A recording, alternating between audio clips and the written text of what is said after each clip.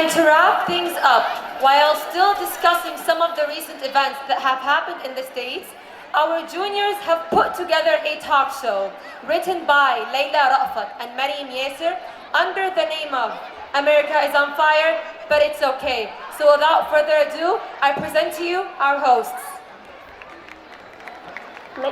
Ladies and gentlemen, we have officially survived one of the craziest years of the modern age.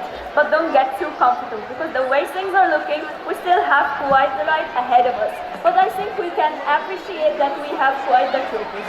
Even though the whole world is making fun of us? Anyway, let's take a look at some of the things we have dealt with this year, other than Trump's tweeting, so hold on tight, America. We've had some pretty insane weather this year. But with the winter so cold, with everything outside is freezing. California ablaze with all the wildfires, and the California is drenched due to the hurricane. It's as if Mother Nature is punishing us for putting an idiot in office. Starting off with Hurricane Florence, which was one of the wettest tropical cyclones recorded in the Carolinas, there were at least 37 storms leading to death. 343,000 people in North Carolina were without power, and shelters are housing 10,000 people. On that note, Michael Jordan, who played high school basketball at North Carolina School, donated $2 million to hurricane relief. It's nice to see successful people giving back, especially someone as big as Michael Jordan. It's too bad though.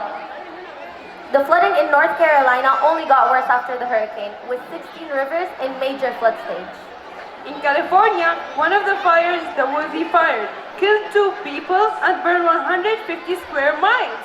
This fire was not the only fire this year, but one of the southern. The Hill Fire burned 4,500 acres of land. The firemen had to go door to door urging these people to evacuate. Man, that must have taken them forever. It sure did. The Camp Fire killed 42 people, making it the deadliest fire in the state's history. It also burned down 6,522 homes and 260 businesses. Seattle are becoming aware of another aspect that pollutes the earth's plastic. As part of the Industry Lake campaign, Solace in Seattle, businesses have prevented use of plastic utensils as a way of protecting the ocean waters and marine life from pollution threatening it. That many straws could nearly cover the distance from Seattle to the Canadian border.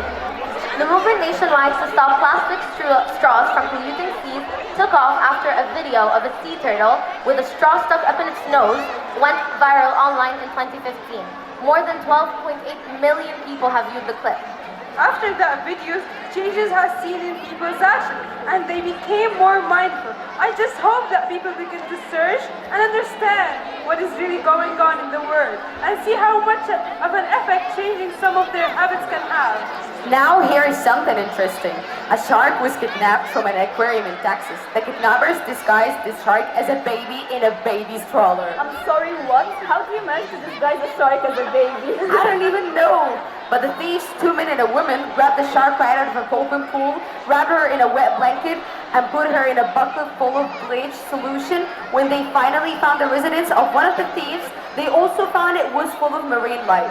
The San Antonio Aquarium hopes that the small shark would recover fully from the shark and return to home she is used to. Shark napping unsuccessful. Welcome home, Miss Helen, the aquarium side. Unsurprisingly, American citizens aren't the only people who hate their president. People in London made a baby Trump balloon and suspended it over the city. The baby was in diapers and had a phone in its hand, which could be a reference to Trump's habits of unnecessary tweeting. And embarrassing. It's very embarrassing. Trump was in Britain at the time, and the protesters who were in charge of this balloon wore red jumpsuits that said Trump babysitter on the back, in the Make America Great Again font. Trump said that these protesters and the balloon made him feel unwelcome, which only means that they've accomplished their goal. They also described Trump as a big angry baby with fragile ego and tiny hands. Not all heroes wear capes. Let us put our hands together for London, everybody. Now, this is not really surprising considering we all hate Trump, and here's another reason too. Although during his campaign, Trump told everyone that his infamous wall going along the southern U.S. border was going to be paid for by Mexico, he failed to. But although people voted Trump Trump because he was real and did not exaggerate about what he is going to do if he was elected. Turns out he was like any other candidate in this point. Correction, he is worse. He's much worse. Yes.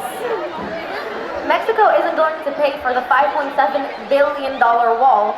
No, he wants America to pay for it. Now, the Congress refused to pay for the wall, and urgently Trump agreed to a short-term funding extension with no money for a wall. But after a negative reaction from conservative pundits, he changed his mind and forced the government into a shutdown. Many departments were shut down, including agriculture, commerce, justice, homeland security, etc. As you can imagine, this has caused many problems, some of which included 800,000 federal workers out of work, not knowing when they will get their next paycheck is a part of the shutdown. So he's punishing the citizens and making the country lose money because he couldn't keep his campaign promise, and now he can't get the Democrats to agree to give him $5.7 billion? I thought he said he was going to fix the economy.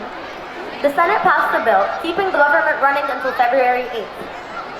With no wall funding, and they said originally Trump agreed, but the next day, after listening to more pushback from conservative pundits on TV, he said he would not sign a bill with no wall funding. It seems the president of the USA is trying to peer pressure.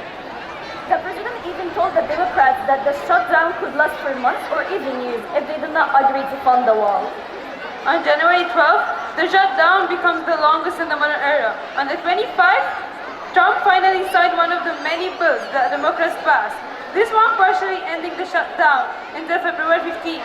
It did not include the wall funding. Isn't that a lovely note to end on? America's on fire, but it's okay.